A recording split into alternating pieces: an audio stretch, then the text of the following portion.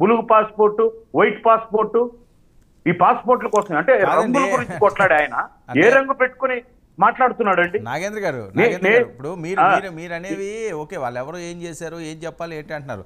నిన్న మొన్నటి వరకు ఏంటి, ఈ రోజు కూడా వాళ్ళు ట్రోల్ చేసేది ఏంటి, అసలు డిప్యూటీ సీఎం గారు ఎక్కడికి వెళ్ళిపోయారు, ఆయన అసలు బయటికే రావట్లేదు, ఏదో డబ్బులు ఉన్నాయి కాబట్టి డబ్బులు ఇచ్చేసి ఆయన ప్రశాంతంగా రెస్ట్ తీసుకుంటున్నారా, పిఠాపురం వెళ్ళి వచ్చేసారు అని చెప్పి ఆయన మీద కామెంట్స్. నేను అడిగేది ఏంటంటే డబ్బులు లేకుండా అడుక్కు తింటున్నాడా అండి మాజీ ముఖ్యమంత్రి గారు? పేదోడా, కటికి పేదోడా? ఎందుకండి మాట్లాడతారు? డబ్బులు ఉన్నాయని ఆయన ఇచ్చాడంట. ప్రజలు చూస్తున్నారండి ఇటువంటివన్నీ. తన సొంత డబ్బుల్ని ఈ రోజుకు మార్చాలి అంటే కొంచెం ఎన్ని కోట్లు వచ్చిందండి ఈరోజు ఆయన తీసుకున్న ఇనిషియేటివ్? 6 కోట్లు తీసుకుంటే ఈవెన్ సినీ పరిశ్రమ కానించి కావచ్చు, మొత్తం ఒక పంచాయతీరాజ్ శాఖే ఆఖరికి కనీసం నెల వేతనం తీసుకునే వాళ్ళు కూడా, పంచాయతీ వేతనాల వాళ్ళు కూడా, సార్ మాకు నెల జీతం వద్దు అని వచ్చి ఇస్తూ ఉంటే ఎన్ని కోట్లండి అది? మీరు మొత్తం ప్రభుత్వాన్ని ఎందుకన్నాడండి చంద్రబాబు నాయుడు గారు?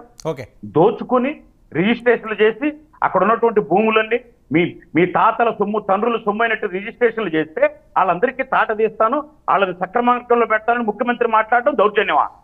మీకు నోటుకి ఎత్తుకొని వచ్చి, ఒక పేపర్లు ఎత్తుకొని వచ్చి అది కాదు ఇది కాదు, మాకు ప్రభుత్వం వస్తే ఏం చేస్తావు?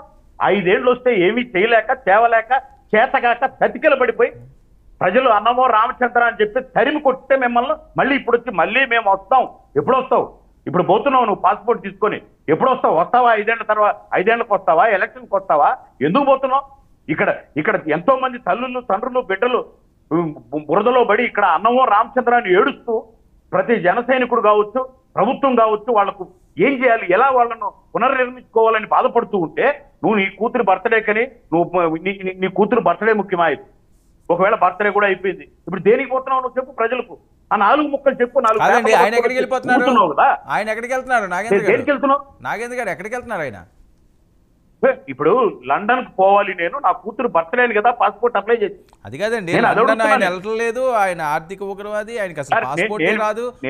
ఆయన పెట్టిన కాజ్ అడుగుతున్నా, మీకంటే ముందు ఆయనకు అర్థమైంటది. ఆయన పెట్టిన కాజ్ అడుగుతున్నా, నా కూతురు బర్త్డేకి వెళ్ళాలి. ఎస్, ఖచ్చితంగా ఎవరి కూతురైనా ప్రేమే, వీఆర్ ఆల్సో యాక్సెప్టెడ్. బట్ ఇక్కడ ఉన్న పరిస్థితి ఏంది? నువ్వు నిజంగా ఒక మాజీ ముఖ్యమంత్రి, ఒక పార్టీకి నాయకుడికి అయితే 40% ఓట్లు వచ్చాయి, తక్కువ అంచనా వేయొద్దండి, బీభిత్సాలు చేస్తున్నారు కదా. మరి మీరు 40% ఓట్లు ఇచ్చిన ప్రజలకు 4% సహాయపడ్డారా? ఎవరన్నా రమ్మనండి, ఇట్లా మాట్లాడమనండి వచ్చి. మీకు ఎక్కడిదే హక్కు? మీరు వచ్చి మాట్లాడి ప్రభుత్వాన్ని విమర్శించి ఆ పార్టీలు ఎలాగా, ఈ పార్టీలు ఇలాగా ఎవరికి ఉందండి?